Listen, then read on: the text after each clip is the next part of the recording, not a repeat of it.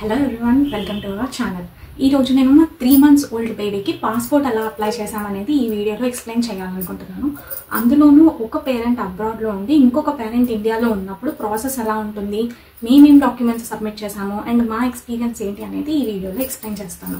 ఒక disclaimer, passport rules ఎప్పటికప్పుడు update అయిపోతూ ఉంటాయి కాబట్టి మీరు అప్లై చేసే నాటికి అఫీషియల్ పాస్పోర్ట్ వెబ్సైట్లో ఏ రూల్స్ అయితే ఉన్నాయో ఆ లేటెస్ట్ రూల్స్ రిఫర్ చేయాలనుకుంటున్నాను.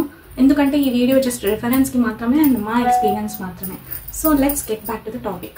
మీరు ఆన్లైన్లో అప్లికేషన్ ఫామ్ న్యూ రిజిస్ట్రేషన్ కింద మీ బేబీకి ఫిల్ చేసే ముందు దానికన్నా ముందు ఒక 2 things కావాలి. Firstly birth certificate and secondly parents passport అనమాట.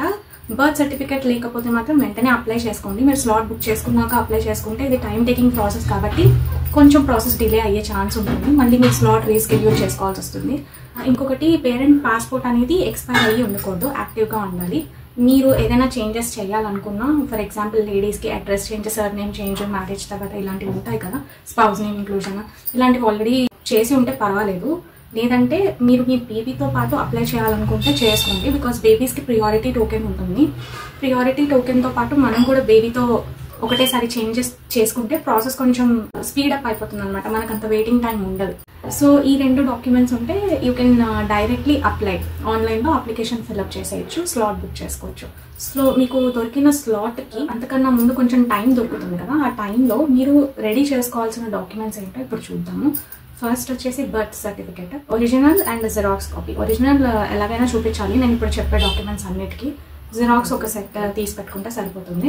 సెకండ్ డాక్యుమెంట్ ఏమో పాస్పోర్ట్ కాపీ, బోత్ పేరెంట్స్ది.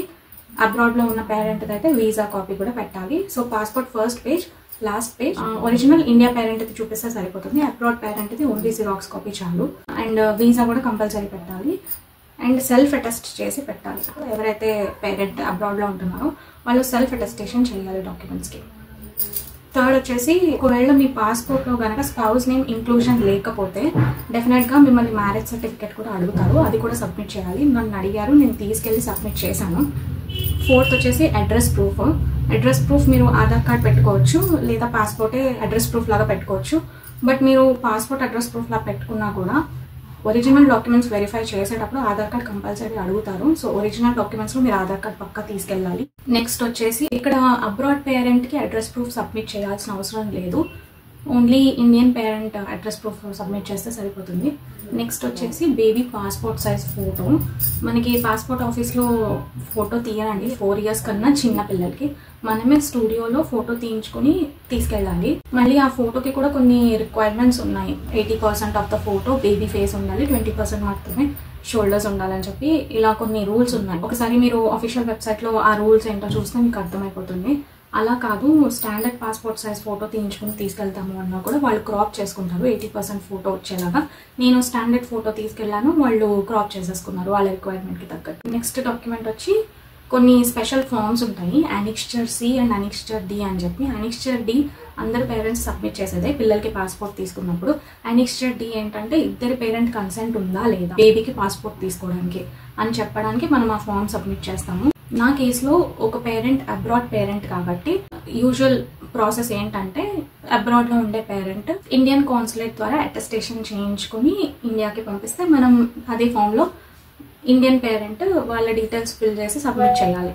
కానీ మాకు ఇలా చేయాలని తెలియలేదు, సో నేను ఫామ్ సి సబ్మిట్ చేస్తే సరిపోతుంది అనుకున్నాను, అనిక్స్చర్ సి. కానీ నాకు పాస్పోర్ట్ సెంటర్కి వెళ్ళిన తర్వాత అనిక్స్చర్ డి కూడా సబ్మిట్ చేయాలి. బట్ స్పౌస్ డీటెయిల్స్ దగ్గర సిగ్నేచర్ ఎక్కడైతే పెడతామో అక్కడ residing at abroad location name mention చేయమని చెప్పారు. అండ్ ఆ ఫామ్లో అబ్రాడ్ పేరెంట్ది అడ్రస్ కూడా అబ్రాడ్ అడ్రస్ పెట్టి ఉంచాలి. ఇది కాకుండా ఫామ్ సి, అనిక్స్చర్ సి కూడా ఖచ్చితంగా మాతోని సబ్మిట్ చేయించుకున్నారు. అనిక్స్చర్ సి అనేది ఇండియన్ పేరెంట్ సబ్మిట్ చేస్తే చాలు, వాళ్ళ డీటెయిల్స్ ఫిల్ చేసి వాళ్ళ సిగ్నేచర్ పెట్టి.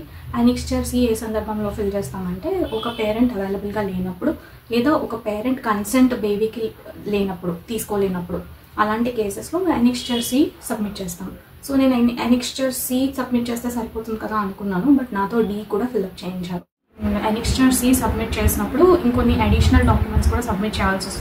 ఎలా అంటే, హస్బెండ్ ఎప్పుడు లాస్ట్ ట్రావెల్ చేశాను అనేది బోర్డింగ్ పాస్ ఒకటి, అండ్ ఇమిగ్రేషన్ స్టాంప్స్, పాస్పోర్ట్లో ఇమిగ్రేషన్ స్టాంప్స్ ఉన్న పేజెస్ మనం సబ్మిట్ చేయాల్సి వస్తుంది. మేజర్గా మనకు వచ్చేసి ఇవే.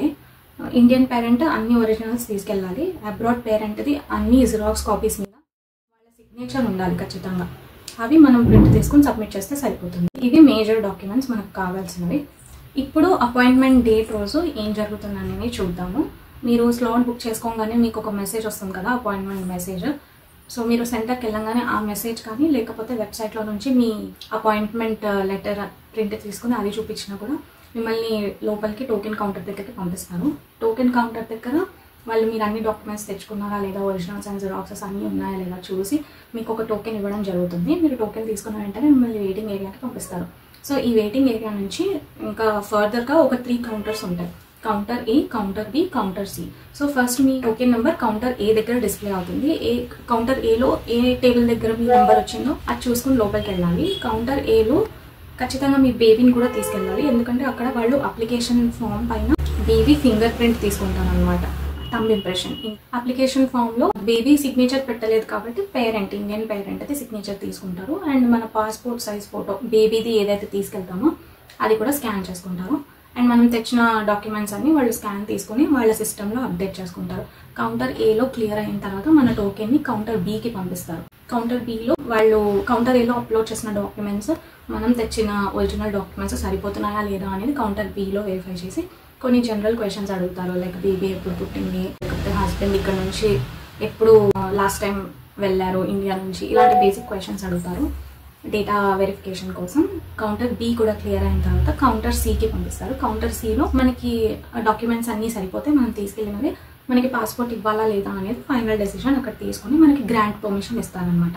సో ఇలా ప్రాసెస్ జరుగుతుంది counter A, B and C. మాకేం జరిగిందంటే కౌంటర్ ఏ దగ్గర మా హస్బెండ్ది రీసెంట్గా పాస్పోర్ట్ రెన్యువల్ అయింది అండ్ ఆయనది ఇంకా వ్యాలిడ్ వీసా అనేది ఉంది, కానీ అది ఓల్డ్ పాస్పోర్ట్లో ఉంది. వాళ్ళు ఏం చేశారంటే ఓల్డ్ పాస్పోర్ట్ ఎక్స్పైర్ అయిపోయింది కదా అని చెప్పి ఆ రిలవెంట్ డాక్యుమెంట్స్, ఓల్డ్ పాస్పోర్ట్కి సంబంధించిన డాక్యుమెంట్స్ అన్ని తీసేశారు. అందులో నుంచి వీసా కూడా తీసేసి నాకు ఇచ్చేసారు వెనక్కి. ఎందుకంటే మేము ఎలక్ట్రానిక్ వీసా పెట్టాము జిరాక్స్ కాపీస్లో, సో అది ఉంది కదా అని సరిపోతుందని అనుకుని పాస్పోర్ట్లో ఉండే వీసా అది తీసి మాకు వాపస్ ఇచ్చేశారు. సో కౌంటర్ బిలో కూడా అబ్జెక్షన్ ఏం చెప్పలేదు వాళ్ళు. కౌంటర్ సికి వచ్చేసరికి ఆయన వీసా ఖచ్చితంగా ఉండాలి, ఈ వీసా సరిపోదు అని చెప్పి నన్ను మళ్ళీ కౌంటర్ ఏకి వాపస్ పంపించారనమాట. అన్లకీలీ అది లంచ్ టైం అయింది. సో ఎంత ప్రియారిటీ టోకెన్ తీసుకున్నప్పటికీ మన టర్న్ వచ్చేసరికి అది లంచ్ టైం అయిందంటే ఖచ్చితంగా కొంచెం వెయిటింగ్ టైం అయితే ఉంటుంది. అట్లీస్ట్ ఎంత కాదన్నా మినిమం 15 minutes వెయిటింగ్ టైం ఉంటుంది. సో మీరు ఇలాంటి సిచ్యువేషన్స్కి కూడా ప్రిపేర్ అయ్యి కిడ్స్కి ఏమైనా స్నాక్స్ తెచ్చుకోవడం, లేకపోతే మీ బేబీ మిల్క్ పైన ఉంటే ముందే మిల్క్ ఎక్స్ప్రెస్ చేసి తెచ్చుకోవడం ఇలాంటివి చేయండి. అక్కడ బేబీ కేర్కి ఒక రూమ్ కూడా ఉంటుంది. సో మీరు డైరెక్ట్ ఫీడ్ ఇవ్వాలన్నా కూడా టెన్షన్ ఏం లేదు. ఫైనల్లీ లంచ్ బ్రేక్ అయిపోయిన తర్వాత కౌంటర్ బిలో కూడా క్లియర్ అయిపోయింది బేబీ అప్లికేషన్. కౌంటర్ సిలో కూడా అన్నీ సరిపోతున్నాయో లేదో చూసి ఫైనల్గా గ్రాంట్ చేశారు. యూజువల్గా అయితే ఇన్ఫాంట్స్కి పోలీస్ వెరిఫికేషన్ పడదు, కానీ అక్కడ వాళ్ళు మాకు పోలీస్ వెరిఫికేషన్ కూడా ఉంటుందని మెన్షన్ చేశారు. దాని తర్వాత ఇంకా ఎగ్జిట్, అంతే, ఇది ప్రాసెస్. ఇక్కడ మేము కొన్ని మిస్టేక్స్ చేసాము. సో మేము మిస్టేక్స్ చేసాము అనేవి కూడా ఎక్స్ప్లెయిన్ చేయాలనుకుంటున్నాము. సో మీకు ఏమైనా హెల్ప్ అవుతుందని. ఫస్ట్ మిస్టేక్ ఏంటంటే అబ్రాడ్ పేరెంట్ది సెల్ఫ్ అటెస్టేషన్ కాపీస్ తీసుకెళ్లాలనే సంగతి మేము చూసుకోవాలి. అక్కడ అపాయింట్మెంట్ సెంటర్లో అటెస్టేషన్ లేదని చెప్పి ఆప్ చేశారు. సో నేను ఇమీడియట్గా మన వారికి కాల్ చేస్తే ఆయన అప్పటికప్పుడు సంతకాలు పెట్టి నాకు పంపిస్తే నేను దాన్ని ప్రింట్ తీసుకొని వాళ్ళకి చూపించాను. ఇదొకటి మెస్అప్ అయింది. సెకండ్లీ ఫామ్ డిలో మా హస్బెండ్ది ఇండియన్ అడ్రస్ పెట్టాను, బట్ ఇక్కడ వాళ్ళు ఏం చెప్పారంటే అలా ఇండియన్ అడ్రస్ పెట్టకూడదు, because he's residing in abroad, అక్కడ అడ్రస్ అబ్రాడ్ అడ్రస్ పెట్టాలి అని చెప్పి వాళ్ళు అలా మెన్షన్ చేశారు. సో మళ్ళీ నేను ఫిల్అప్ చేయాల్సి వచ్చింది ఫామ్ డి సపరేట్గా. అండ్ సిగ్నేచర్ దగ్గర ఆయన సిగ్నేచర్ ఉండకూడదు. నేను ఫామ్ డి కూడా సాఫ్ట్ కాపీ లైక్ ఆయనని సంతకం పెట్టించుకొని స్కాన్ డాక్యుమెంట్ పంపించుకుని ప్రింట్ తీసుకున్నాను అనమాట. న్యూ ఫామ్ మళ్ళీ నేను సబ్మిట్ చేయాల్సి వచ్చింది కాబట్టి ప్రస్తుతానికి అలా అక్కర్లేదు, సిగ్నేచర్ దగ్గర రిసైడింగ్ ఎట్ అబ్రాడ్ లొకేషన్ అని మెన్షన్ చేయండి అని చెప్పి మళ్ళీ నేను ఇంకోసారి ఫిల్అప్ చేయాల్సి వచ్చింది అనమాట ఫామ్ని. ఇదొకటి. అండ్ ఇంకొకటి, మా ఇద్దరి పాస్పోర్ట్లోనూ స్పౌస్ నేమ్ ఇంక్లూడ్ అయ్యి లేదు. సో నన్ను మ్యారేజ్ సర్టిఫికేట్ అడిగారు. లక్కీలీ నేను క్యారీ చేశాను కాబట్టి నాకు అక్కడ ప్రాబ్లం ఏం కాలేదు. మ్యారేజ్ సర్టిఫికేట్ చాలా మంది అవసరం లేదంటారు, బట్ ఒకవేళ పాస్పోర్ట్లో మీ స్పౌస్ నేమ్ లేకపోతే మాత్రం do not forget to carry marriage certificate. So ఇదండి మాకు జరిగిన ఎక్స్పీరియన్స్. మీకు ఎలాంటి సిచ్యువేషన్ ఉండింది అండ్ మీరు ఎలాంటి డాక్యుమెంట్స్ సబ్మిట్ చేశారు, మీ ఎక్స్పీరియన్స్ ఏంటి అనేది కామెంట్ సెక్షన్లో షేర్ చేసుకోండి. I hope this video is helpful మాలాంటి సిచ్యువేషన్లో ఉన్న వాళ్ళకి. Thanks for watching. ఇంకేమున్నాయి మిస్టేక్స్ అండ్ మీరు ఎలాంటి డాక్యుమెంట్స్ సబ్మిట్ చేశారు?